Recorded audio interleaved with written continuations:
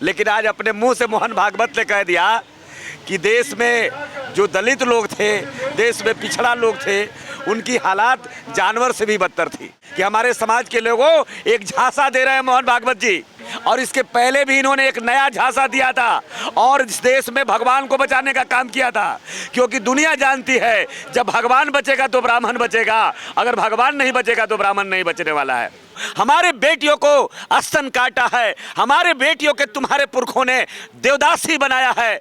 1000 साल हम शूद्र रहे हैं, तुम शूद्र अपने आप को बनने को तैयार हो गया। जो जिंदगी दिया है SC ST OBC आदिवासी जो जिंदगी जिया है, तुम वो जिंदगी जियोगे क्या? हम अछूत से स्वर्ण नहीं हो सके, हम कमजोर से मजबूत नहीं हो सके, हम कुपोषित से पोषित नहीं हो सके। मोहन भागवत जी एक नया बहस चलाकर ये देश के हमारे बहुजनों को आप गुमराह करना चाहते हो, लेकिन हम गुमराह होने वाले नहीं हैं।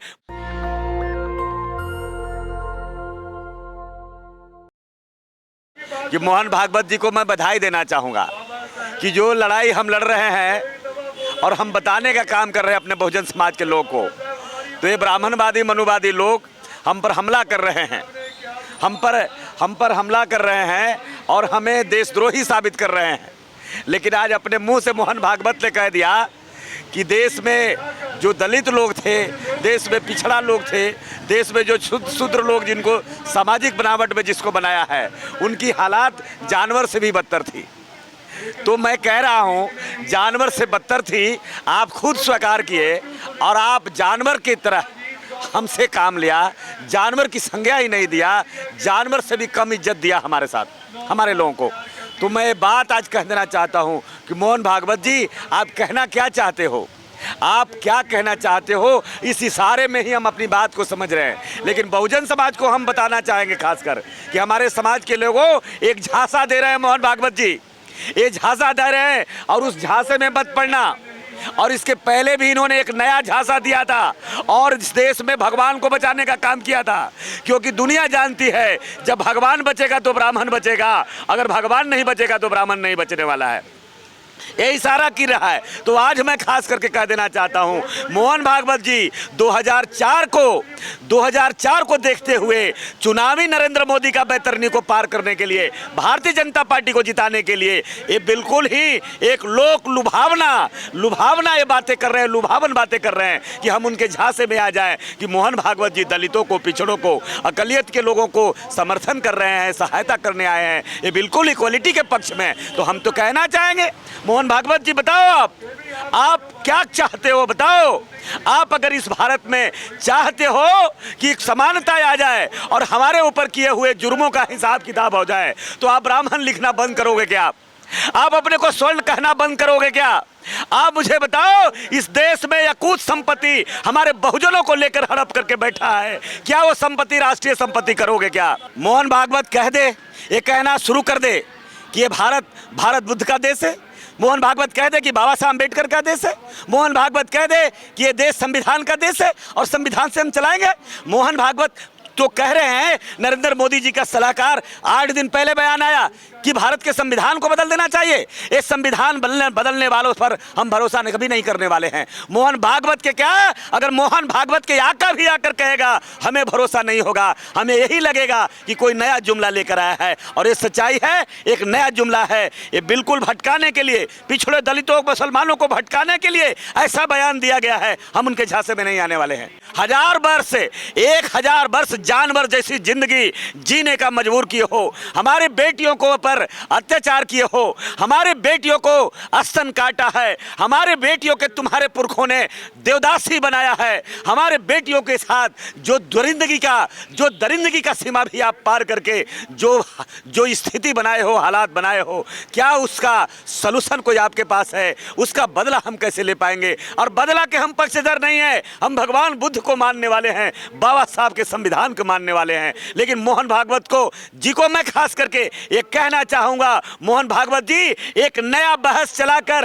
ये देश के हमारे बहुजनों को आप गुमराह करना चाहते हो, लेकिन हम गुमराह होने वाले नहीं हैं। बहुजन समाज के लोग गुमराह होने वाले नहीं है। अगर इस देश में राष्ट्र प्रेम है, जाति खत्म करना चाहते हो, तो सबसे पहले मैं चाहता हूं 1000 साल हम शूद्र रहे हैं, तुम शूद्र अपने आप को बनने को तैयार हो गया, तुम शूद्र कहने को तैयार होगा आप बताओ, तुम अपने आप को दलित, हम चाहते हैं जो जिंदगी जिया है हमारा पुरखा, जो जिंदगी दिया है एससी एसटी ओबीसी आदिवासी, जो जिंदगी जिया है, तुम वो जिंदगी जियोगे क्या? जैसे घरों में रहा है क्या वैसे घरों में तुम रहोगे क्या? जैसी घरों में रह करके पढ़ाई किया है, जैसे घरों में रहकर जिंदगी जिया है, जैसे हमारे हाथ का पानी, लोटे का पानी, हमारे बर्तन का पानी अछूत समझे हो, हम चाहते हैं एक बार, एक महीना के लिए, एक साल के लिए अगर वो जिंदगी जीने के लिए तैयार हो जाओ ब्राह्मण समाज, तो हम समझेंगे कि आपको बिल्कुल ब्राह्मणों के लिए दया, आप दलितों के लिए दया आ गया है,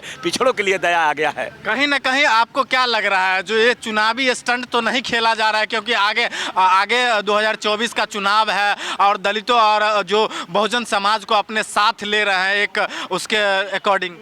देखिए 100%, 101% साजिश किया जा रहा है, ताकि पिछले बार जब चुनाव हो रहा था तो पिछले चुनाव में आरएसएस ने एक नया स्टंट लाया था, और वो स्टंट था कि पिछड़ा है, अति पिछड़ा है नरेंद्र मोदी जी, पिछड़ा कर करके अपनी चुनावी बैतरनी को पार किया। अब आज इसके बीच में उन्होंने कहा कि भगवान का दोष है, नहीं है, भगवान दोषी इसमें नहीं है, जाति व्यवस्था बनने में ब्राह्मण का दोष हो सकता है। तो हम बताना चाहते हैं ये भी एक साजिश है, क्योंकि ब्राह्मणों को बचाकर, भगवान को बचाकर ब्राह्मणों को ये बचाना चाहते हैं, आगे करना चाहते हैं, क्योंकि भगवान अगर बचेगा तभी देश में ब्राह्मण बचेगा। हम उनका साजिश का शिकार नहीं होने वाले हैं। अम्बेडकरवादी लोग जो हम देश में जो बाबा साहब अम्बेडकर को मानते हैं, भारतीय संविधान से जो प्रेम करते हैं, बिल्कुल हम उनके झांसे में नहीं आने वाले हैं, क्योंकि उनको 2024 का एहसास हो गया है, उनको कर्नाटक और हिमाचल का एहसास हो गया है, उनको बंगाल के निकाय का चुनाव का परिणाम का एहसास हो गया है।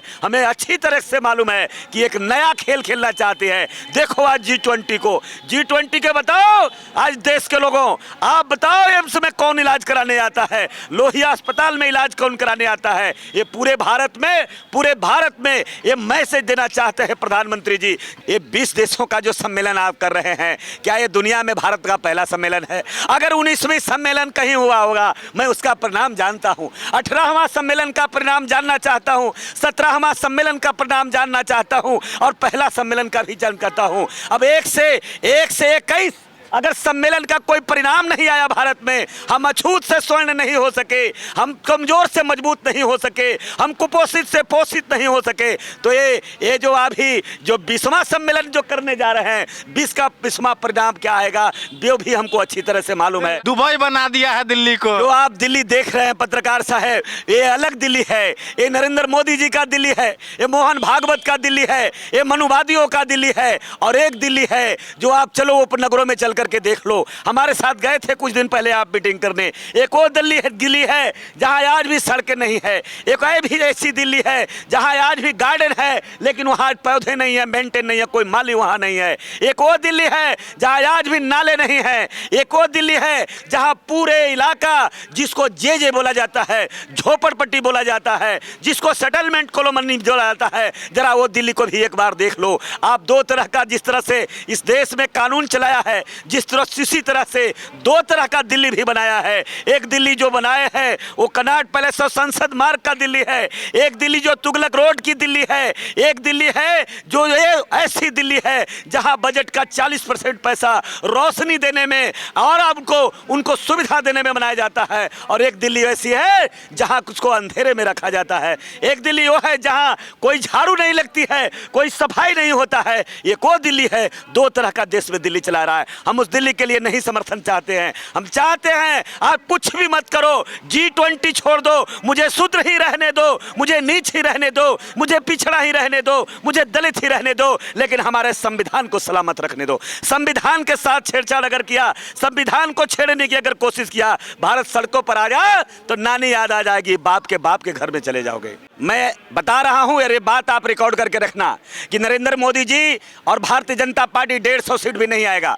पूरे भारत में इनके विरोध में बयार है, पूरे भारत में छात्रों का तूफान है, किसानों का तूफान है, मजदूरों का तूफान है, और पूरे भारत के लोग 5 साल तो कहा था जुमला है, लेकिन 15 लाख जो वादा किया था, सारे लोगों अकाउंट खुलाकर बैठे थे। तो इसको भी आपको जुमला समझना चाहिए जो मोहन भागवत कह रहे हैं, इसको भी जुमला मानना चाहिए जो कह रहे हैं आज ये बोल रहे हैं कि जाति बनाया ब्राह्मण ने बनाया, भगवान ने नहीं बनाया। जो भगवान ने बनाया कि ब्राह्मण ने बनाया, ये भी एक जुमला है।